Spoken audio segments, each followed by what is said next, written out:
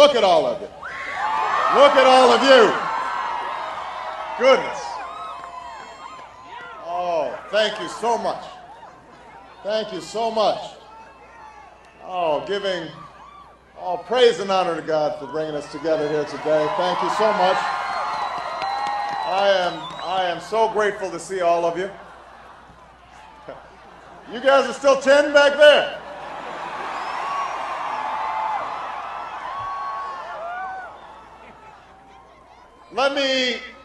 Let me begin by saying thanks to all of you who've traveled from far and wide to brave the cold today. I know it's a little chilly.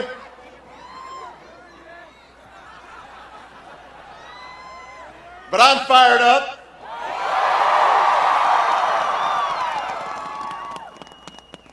You know, we all made this journey for a reason. It's humbling to see a crowd like this, but in my heart I know you didn't just come here for me. You know, you came here because you believe in what this country can be. In the face of war, you believe there can be peace. In the face of despair, you believe there can be hope.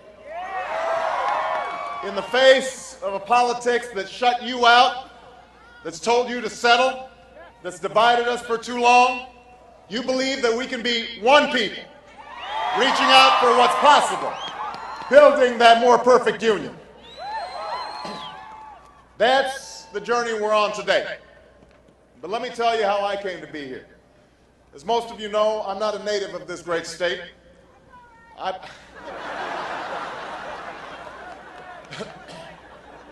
moved to Illinois over 2 decades ago. I was a young man then, just a year out of college. I knew no one in Chicago when I arrived was without money or family connections. But a group of churches had offered me a job as a community organizer for the grand sum of $13,000 a year. And I accepted the job sight unseen, motivated then by a single, simple, powerful idea that I might play a small part in building a better America. My work took me to some of Chicago's poorest neighborhoods. I joined with pastors and lay people to deal with communities that had been ravaged by plant closings. I saw that the problems people faced weren't simply local in nature, that the decisions to close a steel mill was made by distant executives, that the lack of textbooks and computers in a school could be traced to skewed priorities of politicians 1,000 miles away, and that when a child turns to violence, I came to realize that there's a hole in that boy's heart that no government alone can fill. It was in these neighborhoods that I received the best education that I ever had, and where I learned the meaning of my Christian faith. After 3 years of this work, I went to law school because I wanted to understand how the law should work for those in need. I became a civil rights lawyer and taught constitutional law. And after a time, I came to understand that our cherished rights of liberty and equality depend on the active participation of an awakened electorate.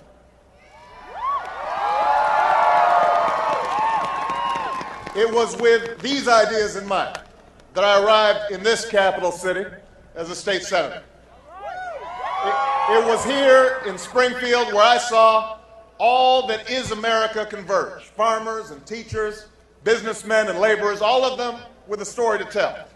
All of them seeking a seat at the table. All of them clamoring to be heard. I made lasting friendships here, friends that I see in the audience here today. It was here where we learned to disagree without being disagreeable. That it's possible to compromise so long as you know those principles that can never be compromised. And that so long as we're willing to listen to each other, we can assume the best in people instead of the worst. It's why we were able to reform a death penalty system that was broken. That's why we were able to give health insurance to children in need. That's why we made the tax system right here in Springfield more fair and just for working families. And that's why we passed ethics reform that the cynics said could never, ever be passed. It was here in Springfield, where North, South, East, and West come together, that I was reminded of the essential decency of the American people, where I came to believe that through this decency, we can build a more hopeful America. And that is why, in the shadow of the old state capitol, where Lincoln once called on a house divided to stand together, where common hopes and common dreams still live, I stand before you today to announce my candidacy for President of the United States of America.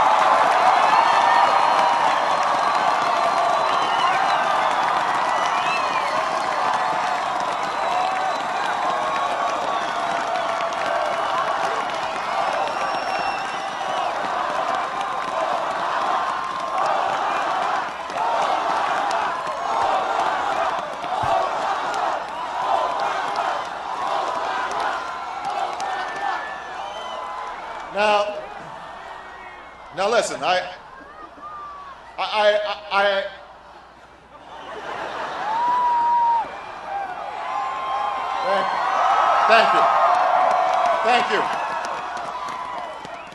Thank you. Look, I recognize that there is a certain presumptuousness in this, a certain audacity to this announcement. I know that I haven't spent a lot of time learning the ways of Washington, but I've been there long enough to know that the ways of Washington must change.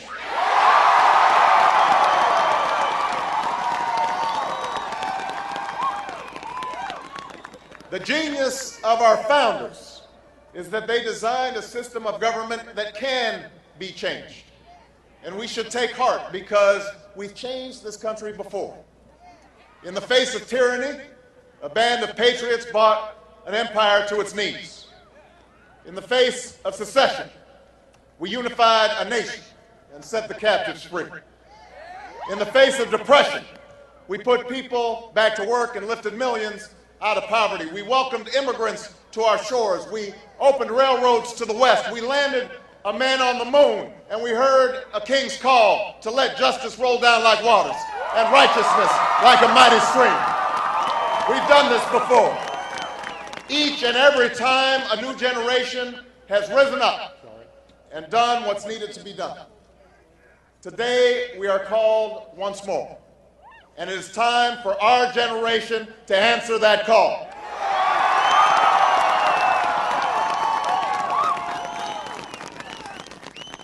For that is our unyielding faith, that in the face of impossible odds, people who love their country can change it. That's what Abraham Lincoln understood. He had his doubts, he had his defeats, he had his skeptics, he had his setbacks, but through his will and his words, he moved a nation and helped free a people. It's because of the millions who rallied to his cause that we're no longer divided, north and south, slave and free. It's because men and women of every race, from every walk of life, continued to march for freedom long after Lincoln was laid to rest, that today we have the chance to face the challenges of this millennium together, as one people, as Americans. All of us know what those challenges are today.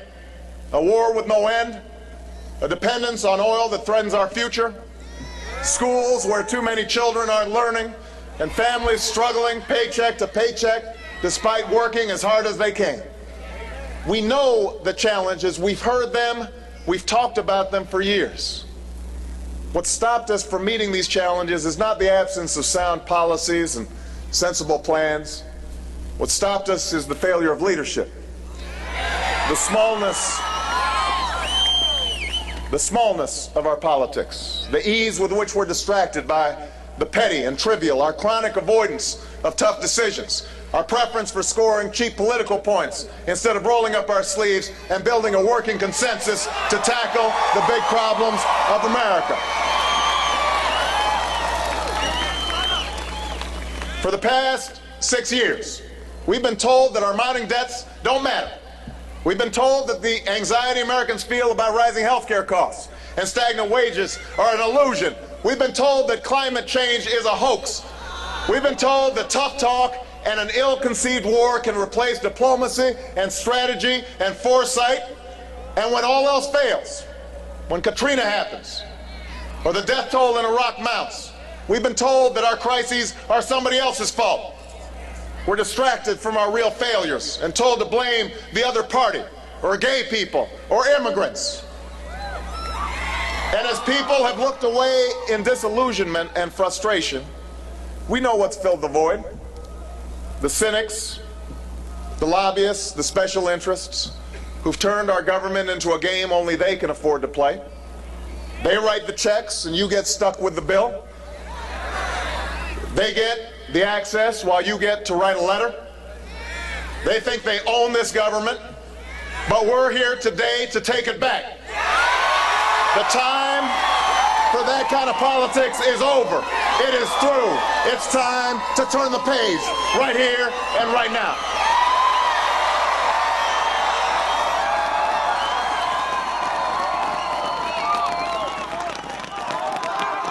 Now look.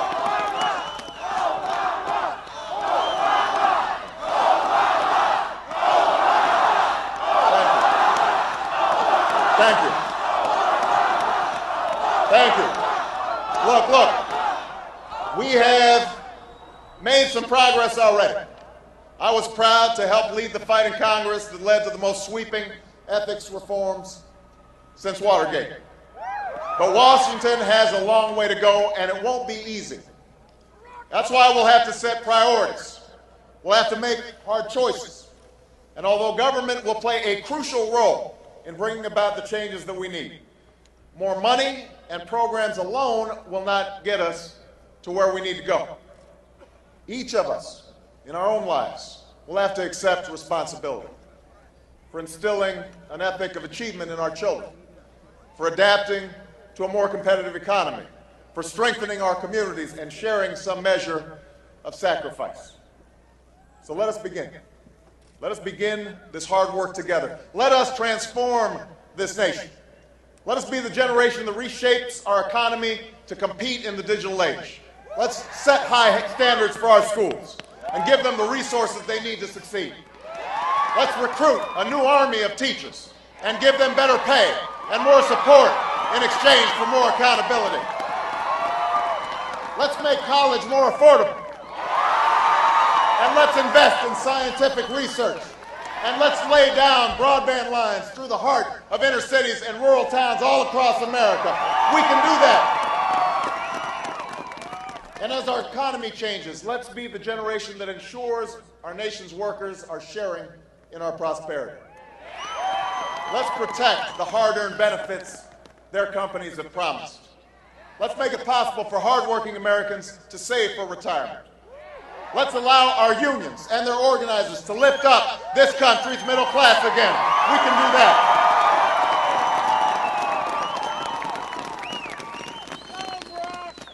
Let's be the generation that ends poverty in America. Every single person willing to work should be able to get job training that leads to a job and earn a living wage that can pay the bills and afford child care so their kids can have a safe place to go when they work. We can do this. And let's be the generation that finally, after all these years, tackles our health care crisis. We can control costs by focusing on prevention, by providing better treatment to the chronically ill, and using technology to cut the bureaucracy. Let's be the generation that says, right here, right now, we will have universal health care in America by the end of the next president's first term. We can do that.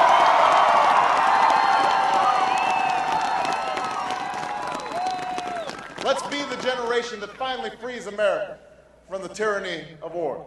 We can harness homegrown alternative fuels like ethanol and spur the production of more fuel-efficient cars. We can set up a system for capping greenhouse gases. We can turn this crisis of global warming into a moment of opportunity for innovation and job creation and an incentive for businesses that will serve as a model for the world. Let's be the generation that makes future generations proud of what we did here.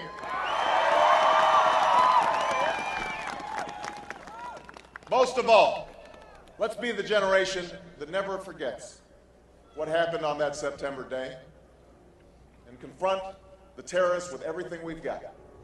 Politics doesn't have to divide us on this anymore. We can work together to keep our country safe. I've worked with Republican Senator Dick Lugar to pass a law that will secure and destroy some of the world's deadliest weapons. We can work together to track down terrorists. With a stronger military, we can tighten the net around their finances. We can improve our intelligence capabilities and finally get Homeland Security right. But let's also understand that ultimate victory against our enemies will only come by rebuilding our alliances and exporting those ideals that bring hope and opportunity to millions of people around the globe. We can do those things. But all of this cannot come to pass until we bring an end to this war in Iraq. Most of you know that I opposed this war from the start. I thought it was a tragic mistake. Today we grieve for the families who have lost loved ones, the hearts that have been broken, and the young lives that could have been. America, it is time to start bringing our troops home. It's time to admit that no amount of American lives can resolve the political disagreement that lies at the heart of someone else's civil war. That's why I have a plan that will bring our combat troops home by March of 2008. Letting the Iraqis know that we will not be there forever is our last best hope to pressure the Sunni and Shia to come to the table and find peace. And there's one other thing that it's not too late to get right about this war, and that is the homecoming of the men and women, our veterans, who have sacrificed the most. Let us honor their courage by providing the care they need and rebuilding the military they love. Let us be the generation that begins that work. I know there are those who don't believe we can do all these things. I understand the skepticism. After all, every 4 years, candidates from both parties make similar promises. I expect this year will be no different. All of us running for president will travel around the country offering 10-point plans and making grand speeches. All of us will trumpet those qualities we believe make us uniquely qualified to lead this country. But too many times, after the election is over and the confetti is swept away, all those promises fade from memory, and the lobbyists and special interests move in, and people turn away, disappointed as before, left to struggle on their own. That's why this campaign can't only be about me. It must be about us. It must be about what we can do together. This campaign must be the occasion, the vehicle of your hopes and your dreams. It will take your time, your energy, and your advice to push us forward when we're doing right and let us know when we're not. This campaign has to be about reclaiming the meaning of citizenship, restoring our sense of common purpose, and realizing that few obstacles can withstand the power of millions of voices calling for change. By ourselves, this change will not happen. Divided, we are bound to fail. But the life of a tall, gangly, self-made Springfield lawyer tells us that a different future is possible. He tells us that there is power in words. He tells us that there's power in conviction, that beneath all the differences of race and region, faith and station, we are one people. He tells us that there's power in hope. As Lincoln organized the forces arrayed against slavery, he was heard to say this: of strange, discordant, and even hostile elements, we gathered from the four winds and formed and fought to battle through. That is our purpose here today. That is why I'm in this race, not just to hold an office, but to gather with you to transform a nation. I want to win that next battle for justice and opportunity. I want to win that next battle for better schools and better jobs and better health care for all. I want us to take up the unfinished business of perfecting our union and building a better America. And if you will join with me in this improbable quest, if you feel destiny calling and see as I see the future of endless possibilities stretching out before us, if you sense as I sense that the time is now to shake off our slumber and slough off our fears and make good on the debt we owe past and future generations, then I am ready to take up the cause and march with you and work with you. Today, together, we can finish the work that needs to be done and usher in a new birth of freedom on this earth. Thank you very much, everybody. Let's get to work. I love you.